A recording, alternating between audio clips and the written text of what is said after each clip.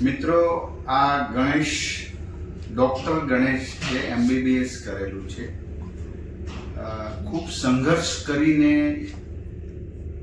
ભગવાને ઘણીવાર શારીરિક રીતે બધું ન આપ્યું હોય, પરંતુ એમને સિદ્ધ કરી દીધું છે કે મન હોય તો માણસ જવાય. તો આજે ભાવનગર સિવિલ હોસ્પિટલની અંદર એ ડોક્ટર તરીકે કામગીરી ફરજ બજાવી રહ્યા, સેવાભાવીથી કામગીરી કરી રહ્યા છે. ડોક્ટર ગણેશે ખૂબ સંઘર્ષ કરીને MBBS પૂરું કર્યું છે.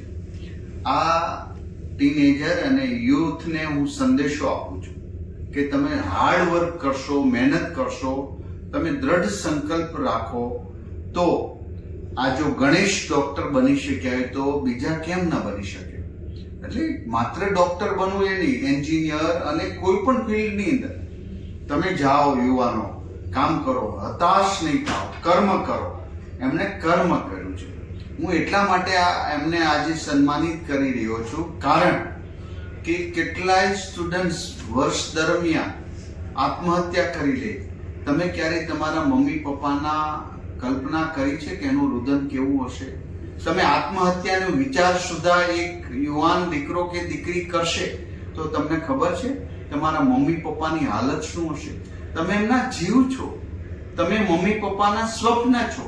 મારા મેડિકલ કોલેજની અંદર જ્યારે પણ આવો અણબનાવ બને, હમણાં જ 1 મહિના પહેલા અણબનાવ બન્યો, આત્મહત્યા કરી દીકરી, ત્યારે ખૂબ દુઃખ થયું. કારણ કે મમ્મી પપ્પાએ સ્વપ્ન, અરે તમે નાપાસ થાવ, બીજી વાર પ્રયાસ કરો. દુનિયા આજે અંધારું છે તો રાતના અંધારું સવારે સવાર થવાની છે. તો આજે હું યુવાનોને સંદેશ આપું છું, બધા જ ભણતા વિદ્યાર્થીઓને, ખાસ કરીને મેડિકલ કોલેજ અને એન્જિનિયરિંગમાં જે વિદ્યાર્થીઓ ડિપ્રેશનમાં આવી જાય છે, જે હતાશામાં આવી જાય છે, એ તમે આવા ઉદાહરણ જુઓ.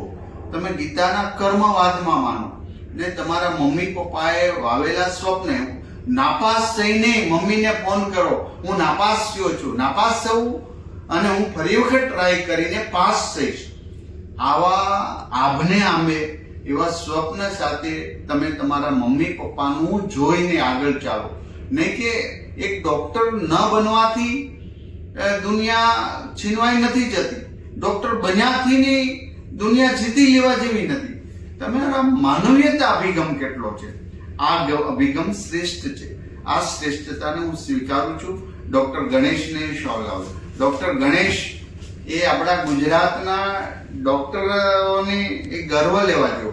મને એમના પર પ્રાઉડ છે. હું ઘણા સમયથી જોતો હતો આ ડોક્ટર MBBS ડોક્ટર ગણેશ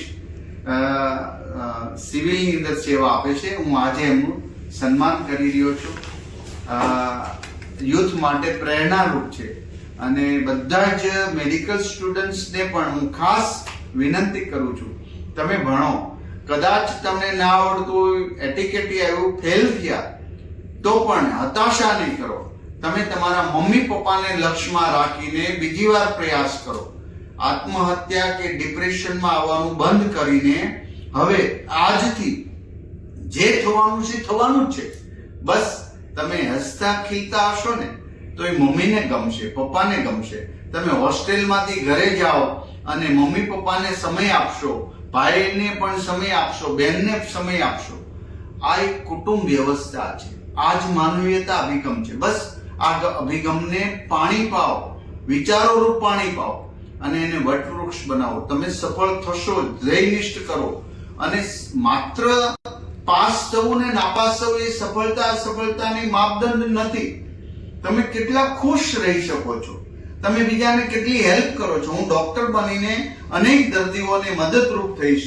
આવો દ્રઢ સંકલ્પ કરીને આગળ વધો. ખાસ કરીને મારા હોસ્ટેલની અંદર ભણતા દીકરા દીકરી મેડિકલની અંદર એમને મારો આ સંદેશો છે, સંદેશો પહોંચશે, મને વિશ્વાસ છે.